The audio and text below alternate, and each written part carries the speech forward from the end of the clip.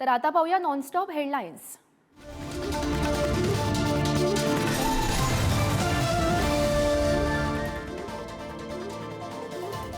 शरद पवारांनी पुण्यात बोलावली राष्ट्रवादीची बैठक। बैठकीला आमदार आणि खासदार राहणार उपस्थित। राष्ट्रवादी काँग्रेसच्या निसर्ग कार्यालयात होणार बैठक।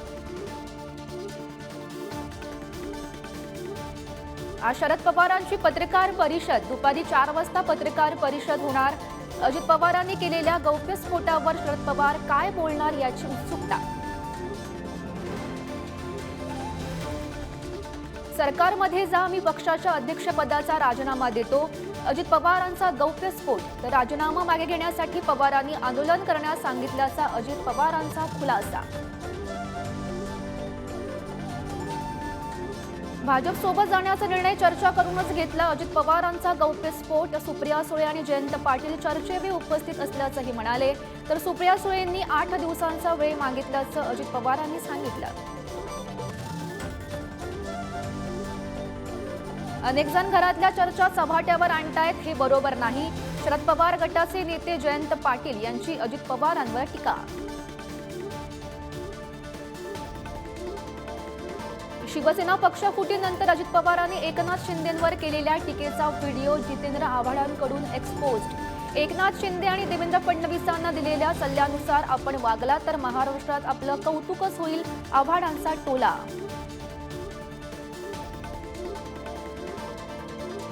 मंत्रिपद मिळत नसेल तर मी तुमच्या सोबत येणार नाही, अनिल देशमुखांचं अजित पवारांना वक्तव्य। भाजपला अनिल देशमुख मंत्रिपदावर नको होते, अजित पवारांचा गौप्यस्फोट।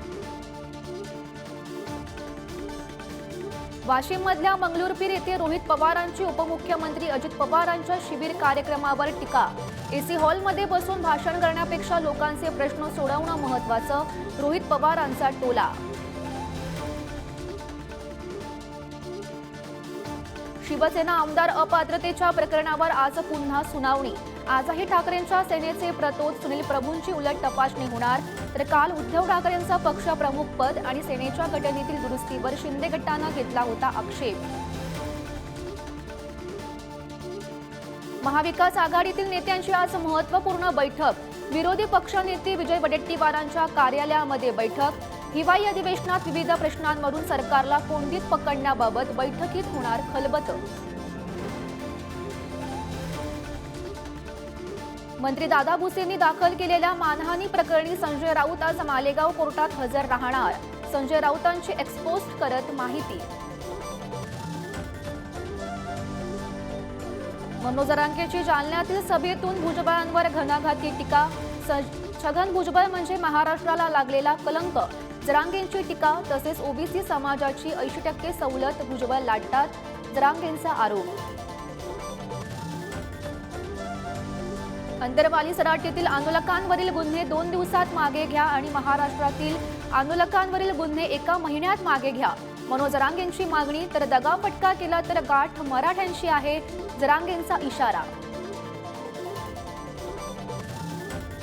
राज्य सरकारने दिलेल्या उद्दिष्टानुसार मराठा समाजाचं सर्वेक्षण केलं जाणार।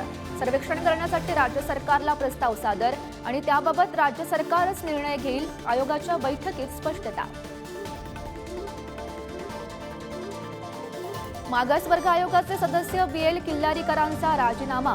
जातनिहाय जनगणना आणि जातींचे सामाजिक मागासलेपण तपासावे, किल्लारीकरांची मागणी। मात्र यावर एकमत न झाल्यानं राजीनामा दिल्याची माहिती। कुणबी मराठा आरक्षणासाठी मराठवाड्यातील जवळपास 2 कोटी कागदपत्रांची विशेष कक्षाकडून तपासणी आणि यात कुणबी मराठा जातीच्या 24,000 नोंदी आढळल्या। मराठा आरक्षणाच्या मागणीसाठी तरुणाची आत्महत्या। हिंगोलीतील अमरदास सूर्यवंशी यानं नदीत उडी घेऊन केली आत्महत्या। दापोली साई रिसॉर्ट बांधकाम प्रकरणात अटकेत असलेल्या सदानंद कदमांच्या जामीन अर्जावर सोमवारी निर्णय। कालच्या सुनावणीत दोन्ही बाजूंकडील युक्तिवाद पूर्ण। बीडच्या परळीत 5 डिसेंबर रोजी शासन आपल्या दारी कार्यक्रमाचं आयोजन आणि यापूर्वी 2 वेळा कार्यक्रमाच्या तारखा बदलल्या। कार्यक्रमाची जोरदार तयारी सुरू। एसटी बँकेच्या संचालक मंडळाची मंगळवारी 5 डिसेंबरला बैठक। ॲडव्होकेट गुणरत्न सदावर्ते यांच्या सुरू असलेल्या मनमानी कारभाराला कंटाळून एसटी बँकेच्या 19 पैकी 14 संचालकांनी याआधी झालेल्या बैठकीला मारली होती दांडी. अंधेरी स्थानकातील गोखले पुलावर ओपन गर्डर टाकण्यासाठी आज रात्री 12:45 ते पहाटे 4:45 पर्यंत ब्लॉक. दरम्यान चर्चगेट स्थानकातून विरारकरिता शेवटची लोकल रात्री 11:58 धावणार. उल्हासनगर स्थानकाजवळ नवीन पादचारी पूल उभारण्यात येणार. या पुलाचा गर्डर टाकण्यासाठी कल्याण ते अंबरनाथ स्थानकादरम्यान आज रात्री ब्लॉक. रात्री 1:20 ते पहाटे 3:20 वाजेपर्यंत ब्लॉक असणार.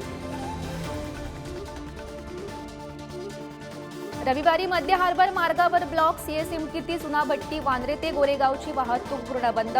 कुर्ला स्थानक प्लॅटफॉर्म क्रमांक 8 वरून पनवेलसाठी 20 मिनिटांच्या अंतरानं स्पेशल लोकल चालणार. मुंबई चैत्यभूमीवर येणाऱ्या अनुयायांसाठी बेस्टची 5 ते 7 डिसेंबर दरम्यान विशेष बससेवा. दादर स्थानक ते चैत्यभूमी येथे जाण्यासाठी चैत्यभूमी फेरी या नावानं अतिरिक्त बस चालणार. दादरमध्ये डॉक्टर बाबासाहेब आंबेडकर यांच्या महापरिनिर्वाण दिनानिमित्त होणारी गर्दी लक्षात घेऊन 5 ते 7 डिसेंबर वाहतुकीत बदल. चैत्यभूमी शिवाजी पार्क परिसराकडे जाणाऱ्या रस्त्यावरील वाहतुकीत विविध बदल.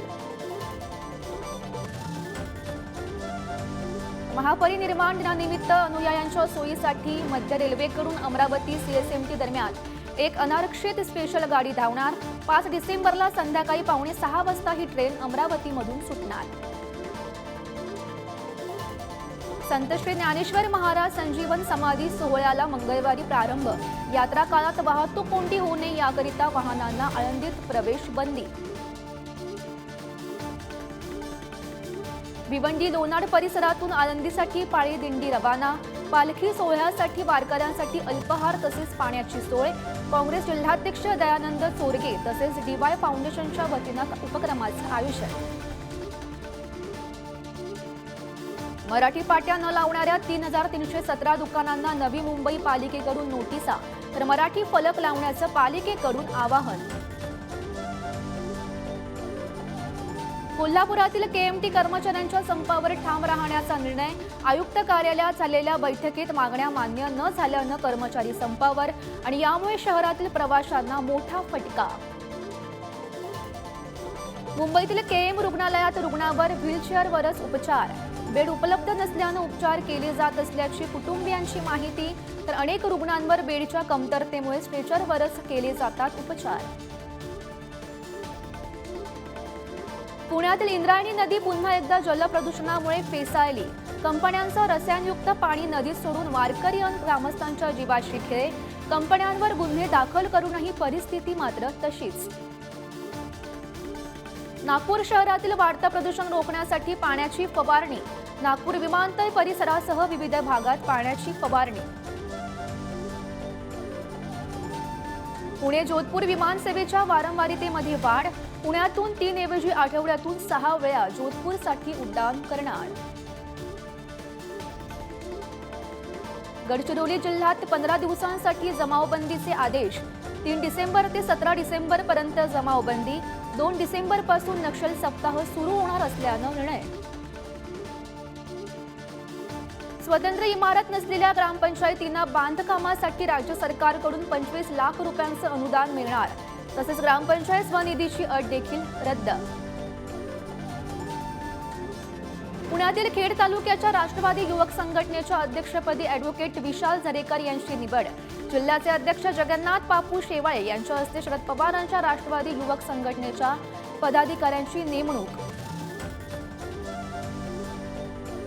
पंतप्रधान नरेंद्र मोदींच्या हस्ते रोजगार मेळाव्यात 51,000हून अधिक नियुक्तीपत्राचं वितरण. रोजगार मेळाव्याचा भाग म्हणून देशभरात 37 ठिकाणी कार्यक्रमाचं आयोजन. पुण्याच्या मंचरमध्ये दूध दरवाढीसाठी शरद पवारांच्या राष्ट्रवादीकडून प्रांत अधिकारी कार्यालयासमोर आंदोलन आणि दुधाला 40 रुपये दर देण्याची मागणी.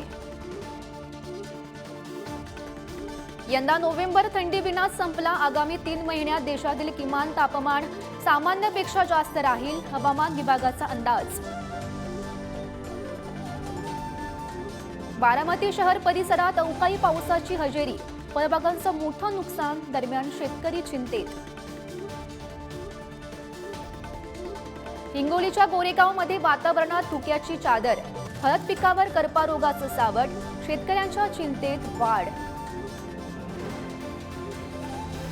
नंदुरबारच्या शहादा तालुक्यात जोरदार पावसाची हजेरी, हजारो हेक्टरवरील पिकांचं नुकसान, दरम्यान सरसकट मदत देण्याची शेतकऱ्यांची सरकारकडे मागणी.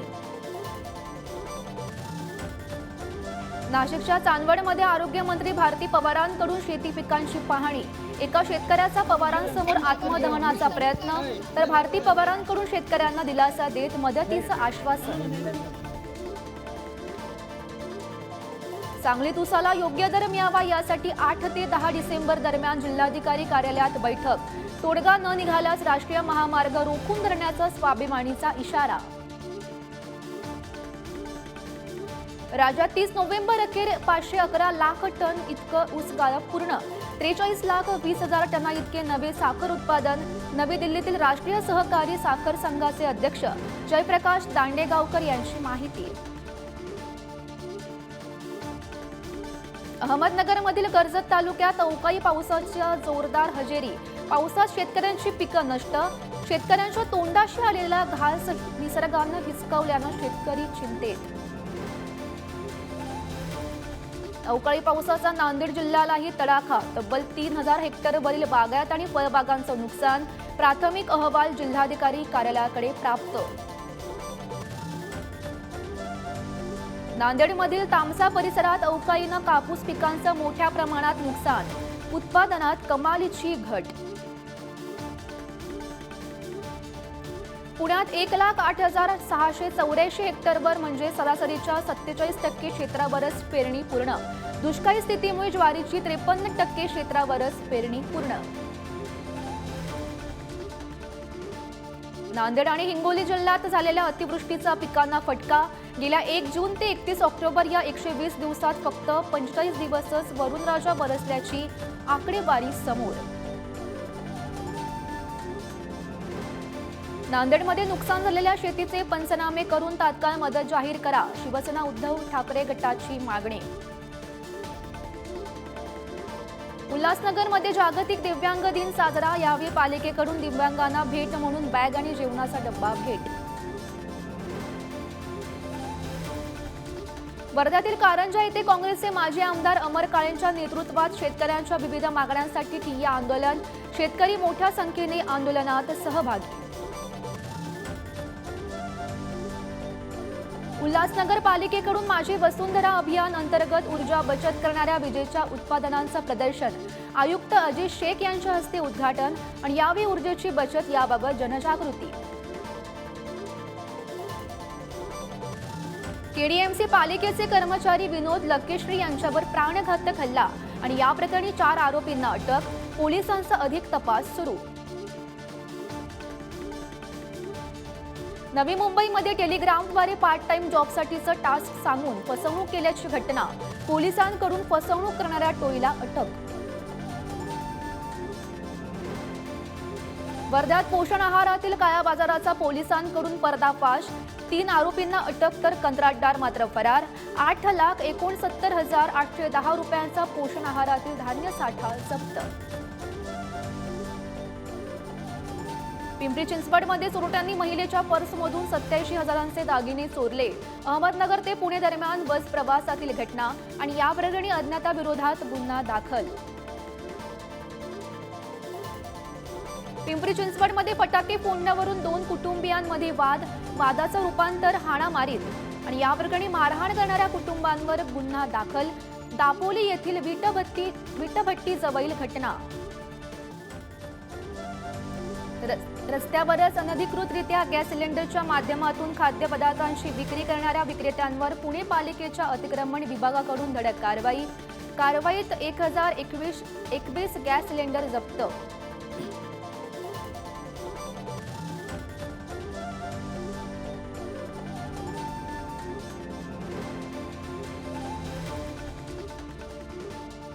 पुण्यातील चाकणमध्ये शतपावली करणाऱ्या महिलेशी गैरवर्तन केल्याचा प्रकार, तर तिच्या पतीलाही मारहाण आणि या प्रकरणी एकाला अटक. भिवंडीत रिक्षात प्रवासी म्हणून बसून लुटमार करणाऱ्या 2 जणांच्या मुसक्या आवळल्या आणि त्यांच्याकडून 1 कार, 2 रिक्षा आणि 7 मोबाईल असा 7,63,400 रुपयांचा मुद्देमाल जप्त. पिंपरी चिंचवडमध्ये अवैधरित्या पिस्तूल बाळगल्याप्रकरणी 14 अटक आणि त्यांच्याकडून पोलिसांनी 2 पिस्तूल आणि 5 जिवंत काडतुस असा एकूण 1,02,500 रुपये किमतीचा मुद्देमाल केला जप्त. पिंपरी चिंचवडमध्ये महिलेला पैशाचा आमिष दाखवून जबरदस्तीने वेश्या व्यवसाय करून घेतल्याप्रकरणी 2 अटक. साईनगरी येथील सुमा अगत्य लॉज येथे कारवाई.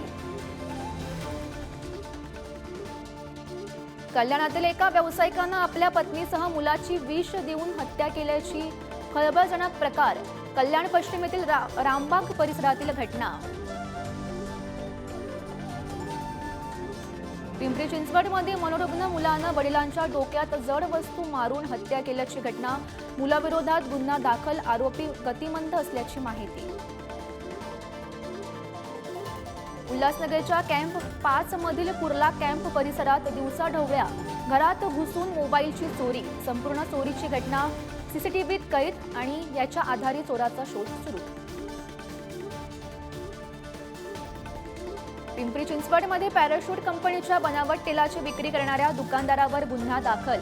कारवाईमध्ये पोलिसांकडून 14,950 रुपये किमतीच्या 238 पॅराशूट कंपनीच्या बनावट तेलाच्या बाटल्या जप्त. नवापूरमध्ये खांडबारा गावात किराणा दुकानात अवैधरित्या गुटख्याची विक्री करणाऱ्या दुकानावर अन्य औषध प्रशासन विभागाचा छापा. 3 किराणा दुकानातून 22,800 रुपयांचा प्रतिबंधित गुटखा जप्त.